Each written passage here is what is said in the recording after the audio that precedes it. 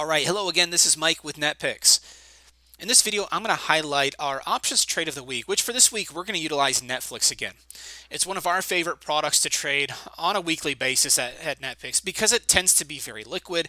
It likes to make very big moves back and forth in price, which makes it a very easy product for us to trade. So looking at this daily chart, you can see that price is approaching that solid red line. That is a standard deviation channel that I have put on the chart. It actually represents the second standard deviation channel. Historically, what we have seen happen when you start to reach an overbought extreme like this, we're approaching that upper channel, oftentimes we can see that act as a point of exhaustion. In many cases, you'll see price action chop sideways from here, or even better, make a reversal to the downside. So my outlook for NetFlix is to lean a little bearish, which normally we could take a look at buying a put option. The problem that I have there is if I buy a put option here, I need Netflix to move to the downside immediately. If it doesn't, I'm going to start losing money quickly from that time decay adding up. So I'm not as open to getting aggressive with the long put. Instead, I'm going to take a look at selling a call spread here. By selling a call spread, it is still a bearish position, so I still make money if Netflix moves lower, but I also have other ways of making money. I can make money if Netflix moves sideways. If it moves slightly higher, I make money from time decay and from volatility decreasing. So now I give myself 5 different ways of making money on the trade instead of one if I just bought the put option. So let's jump on over to the trade page and let's walk through how we are going to structure this trade. The first thing that I will point out here is if we take a look at the option statistics portion of the trade page inside of the Thinkorswim platform, you will see that the IV percentile is now up above 90. And when I was looking at this trade earlier today, it was right around 86 or 87. So it continues to move higher. What that number tells me, the volatility that's being used to price the options is up near 52-week highs. That means the options are very, very expensive. Going forward, that IV percentile is going to want to gravitate back down towards the 50th percentile. If and when that happens, the prices of the options are going to start to get cheaper. If I buy a put option, I don't want that volatility to move lower. I want it to move higher. Well, it's already high, so how much higher can it go from here? That's the problem. Well, with the short call spread that we're looking to put on now, we're actually structuring a trade where we benefit from that volatility decreasing. We're also benefiting from the volatility being so elevated that the options are more expensive. So I can collect more premium, which will help me structure the trade in a better way where I have a better risk to reward scenario for us.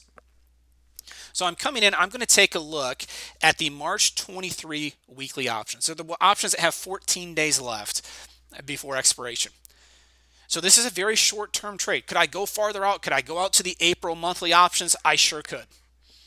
I'm looking to utilize the weeklies because I believe Netflix is at a very large extreme here, a very significant extreme. I'm expecting this pullback to happen sooner rather than later. So with the shorter term options, I benefit from the increased time decay. I benefit from the increased gamma as long as Netflix moves lower. I don't have as much time here, so it is a little bit of an aggressive play, but it matches up with my outlook given how overbought Netflix is. So I'm coming in, I'm taking a look at selling the 335, 337.5 call spread. What that means is I'm selling the 335 call and I'm also coming in to buy the 337.5 call at the same time. That makes it a risk-defying trade. If all I did is sell the 335 call, it's tying up a lot of capital and I've got unlimited risk there. I don't want to have that type of risk, especially in this current market environment that we're in. So to divide my risk, I'm also coming out and I'm buying the 337.5 call. Okay, altogether, I'm collecting 85 cents per spread, or $85 per spread to put this trade on, which you're looking at that saying, well, is that really worth it? You're collecting $85, so you have an $85 profit potential. Doesn't seem like a big profit there. Well, look at our max risk. It's $165. That's the most we can lose on the trade. That's also the capital that's required to put on the trade. So I'm risking out right around $160 to make 85. It's tying up less than $200 of capital to put this trade on, which is significant when you consider that Netflix is now a almost $330 stock. A lot of times people with smaller account sizes will shy away from these higher price stocks, or they'll go out and buy the cheap out of the money options. Well, neither one of those is a good option.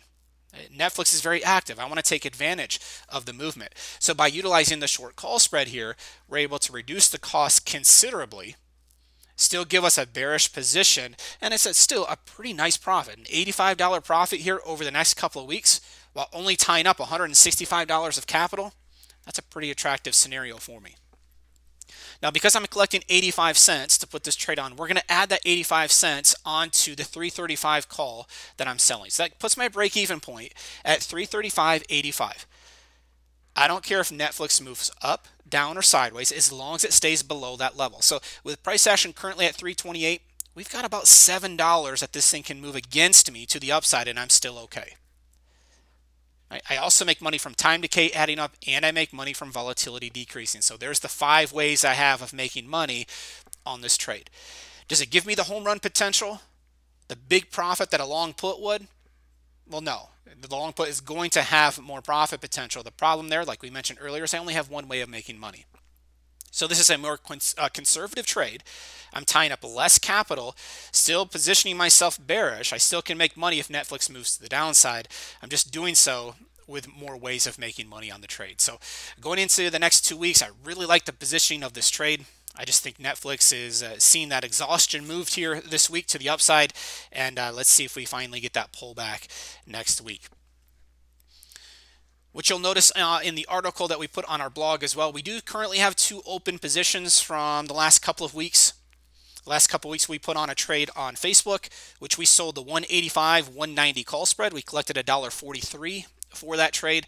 Right now, as I'm recording this video, we are approaching the upper boundary on that trade. We are approaching that 185 level. Our break-even point on that trade is at 186.43. So we still have a little bit of wiggle room here, but going into next week, I need a pullback on Facebook. If we can get that early in the week, I'll look to close out of that trade with a partial profit. So we're still okay, but we have to watch this one very, very closely going into next week. We also sold an iron condor on Halliburton, which you'll see on the blog. We sold the 47, 48, 44, 43 iron condor last week, and we collected 45 cents. Right now, this trade is currently okay, with Halliburton trading for 46.73. Much like Facebook, we are approaching the upper boundary. I cannot have Halliburton go much higher from here. Ideally, I would love to see a pullback going into next week. Doesn't have to be a huge one. 50-cent sell-off, and I'm okay there.